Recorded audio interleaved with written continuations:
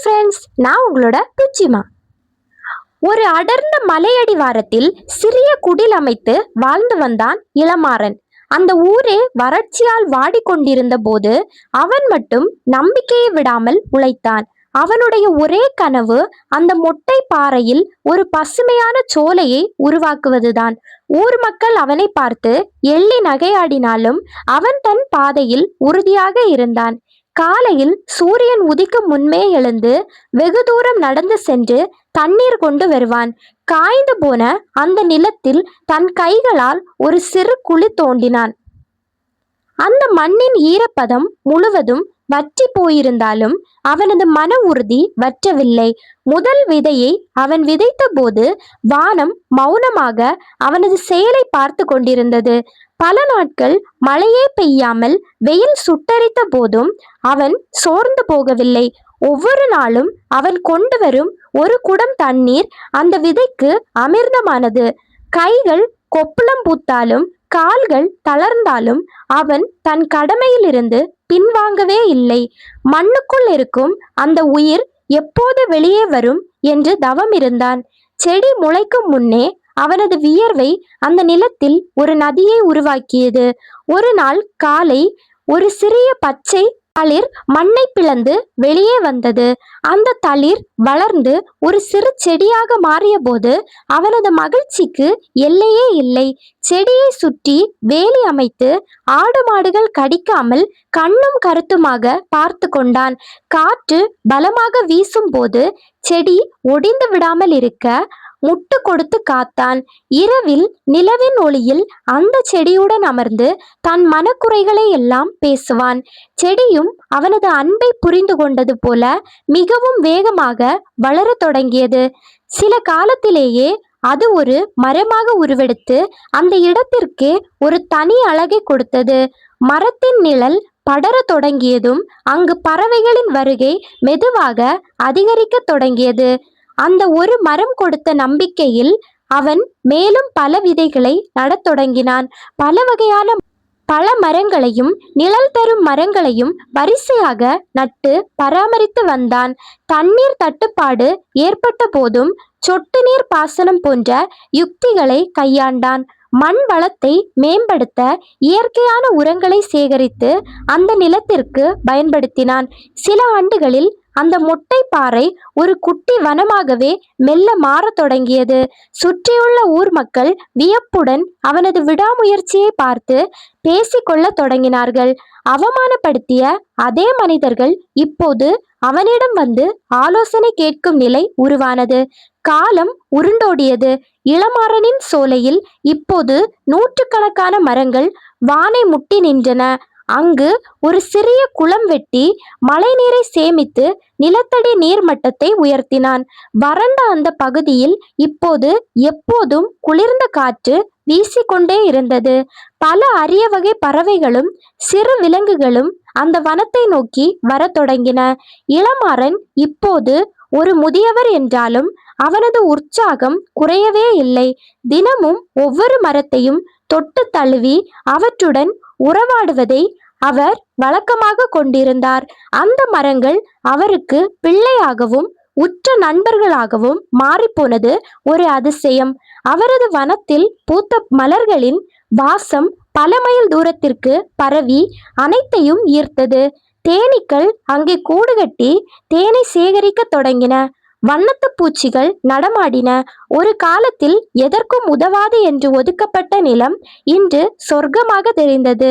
கல்வி கற்கும் மாணவர்கள் இயற்கையை பற்றி அறிய இளமாறனின் வனத்திற்கு வரத் தொடங்கினர். அவர் அவர்களுக்கு மரங்களின் முக்கியத்துவத்தையும் நீர் மேலாண்மையையும் அன்புடன் சொல்லிக் கொடுத்தார்.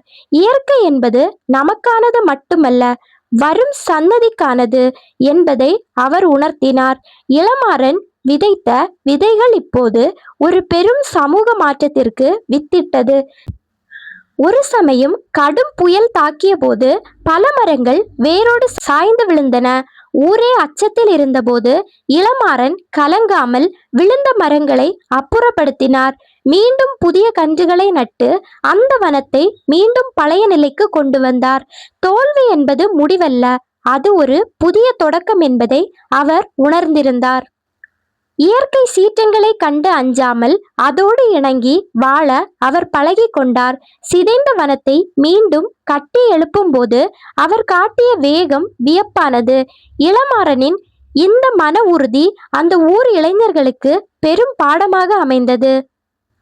அரசும் அவரது சேவையை பாராட்டி அவருக்கு பல விருதுகளையும் பட்டங்களையும் வழங்கி சிறப்பித்தது.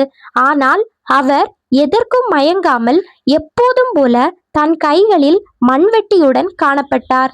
தான் உருவாக்கிய இந்த வனம் என்றும் நிலைத்திருக்க வேண்டும் என்பதே அவரது ஒரே வேண்டுதல். இதற்காக ஒரு குழுவை உருவாக்கி இளைஞர்களுக்கு வனம் வளர்க்கும் பயிற்சியை முறையாக அளித்தார். அந்த பகுதி முழுவதும் இப்போது பசுமை புரட்சி ஏற்பட்டு விவசாயம் செழிக்க தொடங்கியது. வறுமையில் இருந்த பல குடும்பங்கள் காடு வளர்ப்பின் மூலம் இப்போது முன்னேற்றம் கண்டிருந்தன. இளமாறன் ஒரு தனி மனிதனாக தொடங்கி இன்று ஒரு இயக்கமாகவே மாறியிருந்தார். வயது முதிர்வால் இளமாறன் ஒரு நாள் அந்த மரத்தின் நிழலிலேயே அமைதியாக கண்மூடினார். அவர் மறைந்தாலும் அவர் நட்ட மரங்கள் இன்றும் அவர் புகழை பாடிக்கொண்டிருக்கின்றன. அவர் உருவாக்கிய வனம் இன்று ஒரு பெரிய சரணாலயமாக அரசாங்கத்தால் அறிவிக்கப்பட்டுள்ளது. மக்கள் இன்றும் அந்த வனத்திற்கு செல்லும் போது இளமாறனின் தியாகத்தை நினைக்கிறார்கள்.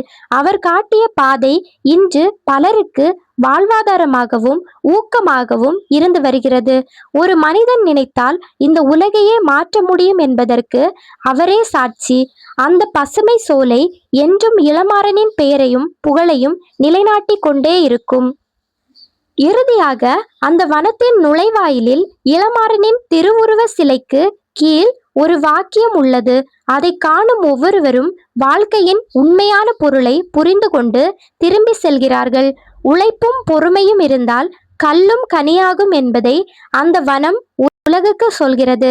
காலம் கடந்தாலும் இயற்கை மனிதனுக்கு அளிக்கும் கொடை என்றும் குறைவதே இல்லை என்பார்.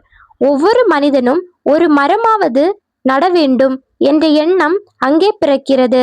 இளமாறனின் வாழ்க்கை ஒரு கதை அல்ல, அது ஒரு மாபெரும் வரலாற்று பாடம்.